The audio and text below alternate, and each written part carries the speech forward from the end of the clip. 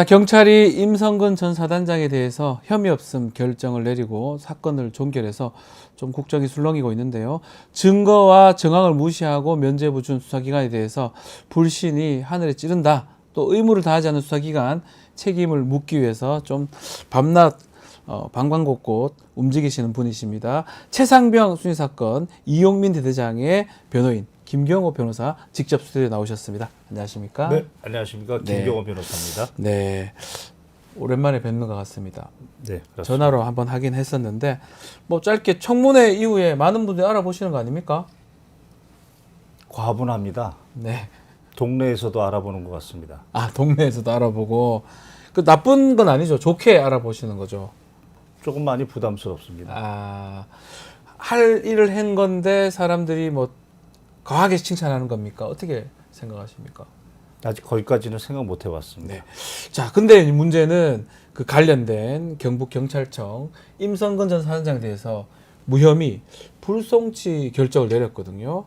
그리고 또 임 전 사단장이 자신에 대해서 허위 사실을 한 사람들 법적 책임 묻겠다라고 얘기도 했는데 어떻게 보고 계십니까? 이 상황. 개인적으로는 나를 먼저 밟아라. 네. 증거 싸움을 치열하게 했던 사람은 바로 저이기 때문에 저에게 먼저 그 메시지를 줬으면 좋겠는데 저에게는 아직 메시지를 주지 않았고요. 네. 한 가지 말씀드리고 싶은 것은 불송치이지 무죄가 아닙니다. 그래서 너무 경거망동하지 않았으면 좋겠다. 개인적인 생각입니다. 네.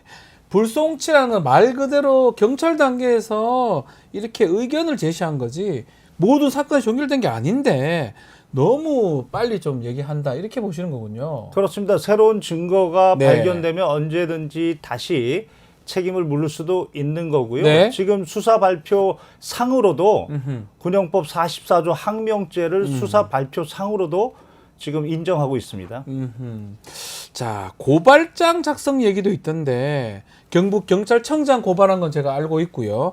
임성근 사단장까지 고발을 한 겁니까? 그러면? 그렇습니다. 부득이 다시 고발한 네. 겁니다. 원래 직권 남용 부분은 네. 공수처법 2조 1항 거목에 따라서 그리고 제3항에 따라서 원래는 공수처 관할입니다. 네.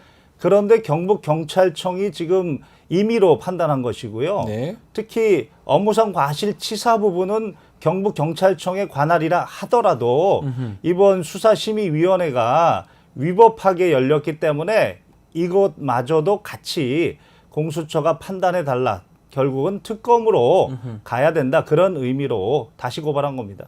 그 경북 경찰청 고발 관련돼서 수사 심의, 수심의가 도깨비처럼 열렸다. 이게 어떤 뜻입니까? 도깨비처럼 열렸다? 관련 규정을 살펴봤습니다. 예.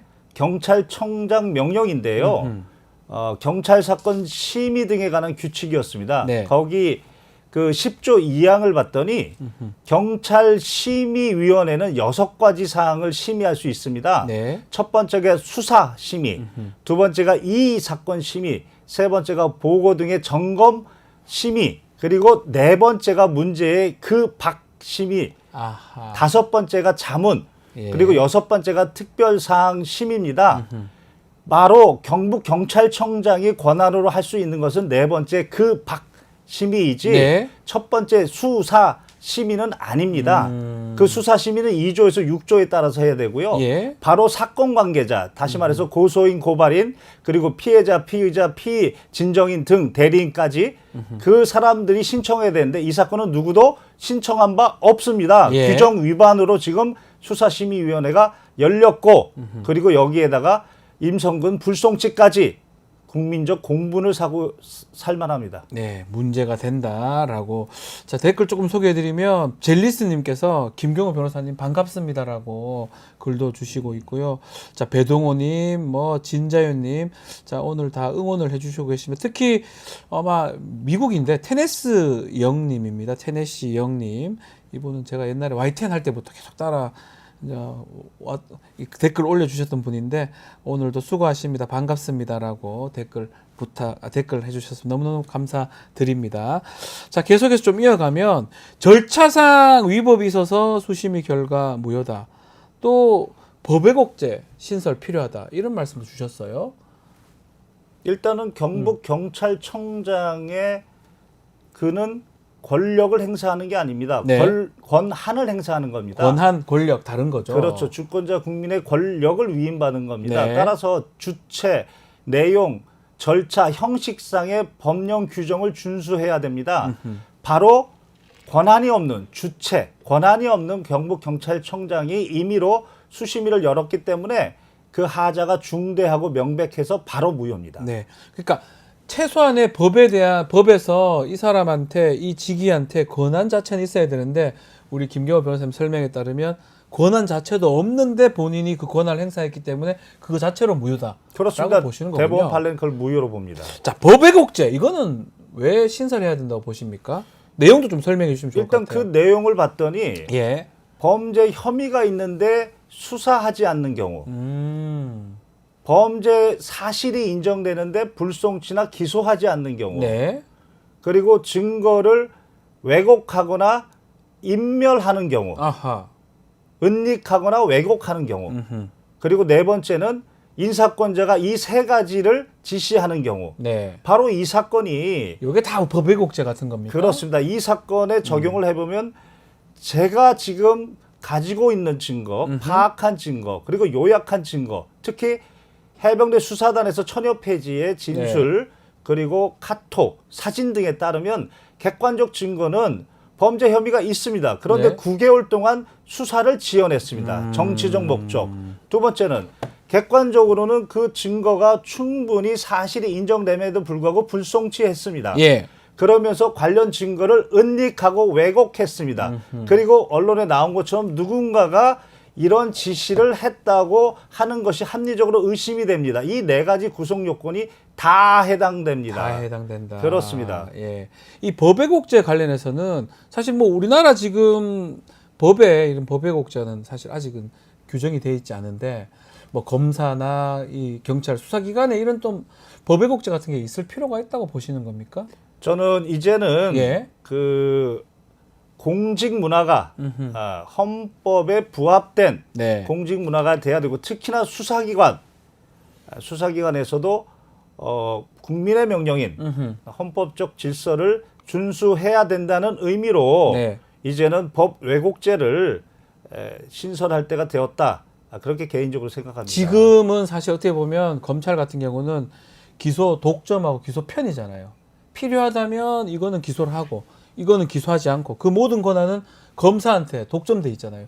요게 좀 잘못됐으면 처벌받게 해야 된다. 이렇게 보시는 거죠? 그렇습니다. 증거를 종합적으로 살피고 증거가 이야기하는 방향으로 결론을 내야 맞아요. 되는데 맞아요. 본인이 어떤 목적을 가지고 어떤 아하. 증거를 숨겨버리고 아하. 그리고 어떤 증거만 내놓고 그 증거만 얘기하는 부분으로 하는 것 이제는 헌법의 기본 질서는 견제와 균형입니다. 네.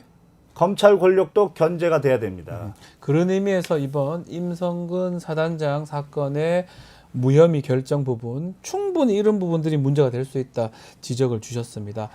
자, 그리고 이 수심이 명단 공개 부분. 자, 일단은 경북경찰청에서는 이 명단을 공개할 수 없다 거부한 입장인데 유사 사건에서 법원이 명단 공개하라고 판결했다고 하던데 이건 어떻게 봐야 됩니까? 그렇습니다. 대법원 판결 93-1428 네. 판결에 따르면은 기피 신청권을 인정하는 규정이 있으면 네. 그 위원들에 대한 기피를 신청하려면 논리적으로 사전에 그 위원들의 명단을 알아야 하는 겁니다. 그 법리를 대법원이 인정했습니다. 아하. 그리고 개인적으로는 군에서 많은 징계가 있었고 징계위원들의 명단을 공개하지 않는다는 그리고 그 논리를 어제 경찰청장의 논리와 똑같았는데요. 예. 제가 3년간 30여 차례를 이겼고 27번의 판결을 찾아서 어제 공수처에 같이 제출했는데요. 아, 요새 사건들도 냈습니까? 그렇습니다. 판결문도? 예. 이 사건의 경우를 찾아보면 경찰청장 명령인 경찰수사사건 심의 등에 관한 규칙의 13조 2항에 네. 불명의 기피 신청권이 있습니다. 수사심의위원회 위원 중에 공정성에 문제가 있을 만하면 기피 신청할 수 있다고 했기 때문에 네. 그 전제가 명단을 알아야 되는 그렇죠. 겁니다. 그럼에도 불구하고 이런 상식적인 법리에도 불구하고 어제 경찰청장이 비공개다 이렇게 이야기해서 순간 분노가 치밀었고 그래서 어제 공수처에 고발하게 된 겁니다. 조금 설명을 해드리면 사실은 이 수사 심의하는 위원들하고 사건 당사자고 뭔가 관련성이 있으면 기피, 뭐 회피, 뭐 이렇게 이해 충돌되면 막을 수 있는 어떤 그런 것들이 있는데 그거 알라 그러면 사람 이름을 알아야지 기피를 할 거 아닙니까? 그 얘기잖아요. 그렇죠. 지금. 대법원이 그거 확인해 준 겁니다. 그런데도 불구하고 수심이 명단 공개할 수 없다, 비공개가 맞다 이렇게 얘기하는 거는 납득할 수 없다라는 게 우리 변호사님 설명이신데. 이게 수심이 결정이 아니면 수심이 심의가 상당히 컸다고 보는 것 같아요. 이거에 근거해서 불송치한 것 같거든요. 결론적으로 얘기하면 네. 객관적인 혐의, 즉 천여 페이지의 진술과 네. 각종 증거, 카톡이 이미 경북경찰청에 넘어갔기 때문에 일주일이면 다 파악할 수 있었습니다. 아하. 그런데 9개월 만에 소환한 것은 바로 결론적으로 보면 정치적인 수사였고 따라서 그런 부담감을 덜기 위해서 레드카펫으로 수사심의위원회에 임성근 불송치라는 것을 만들지 않았나. 그리고 이번 거부권 행사까지 잘 차려놓은 밥상이었다. 이런 생각이 듭니다. 그런데 그 위에 올려놓은 밥과 반찬이 상했다. 상했다. 이런 판단입니다. 이거 좀 조심스러운 얘기긴 하지만 이제 경북경찰청의 수심이 이 위원들이 대구 경북 사람일 가능성도 높은 거잖아요. 뭐 거기까지는 생각 안 해봤습니다. 네, 어쨌든 간에 명단을 좀 알아야지만이 그거에 대해서 문제 제기도 할 수 있는데 그것을 공개할 수 없다. 이 부분은 답하기 잘못된 부분이다. 문제 제기 앞으로 계속 할 겁니까 이것도? 그렇습니다. 예. 그 부분에 대해서 경북경찰청장을 직권남용으로 고발했고 아하. 제가 이야기하고 싶은 부분은 적어도 법조인은 네. 리걸 마인드라는 게 있습니다. 법적 양심이라는 게 있습니다. 그분들에게 그것을 묻고 싶을 뿐입니다. 네. 자, 우리 김경호 변호사님을 응원하시는 분들이 많습니다. 사이다 변호사, AI 변호사 뭐 이런 답글이 올라오고 있어요. 저는 저 AI가 아니고요. 저 인간지능입니다. HI입니다. H 휴먼입니까? 휴먼 인텔리전스입니다. 예. 근데 워낙 이렇게 질문 딱 오면 정말 한 채 망설임도 없이 답을 딱딱딱 주시니까 청문회 과정에서도 그렇고요. 오늘도 지금 인터뷰하면서 그래서 아마 사람들이 이렇게 얘기를 하는 것 같습니다.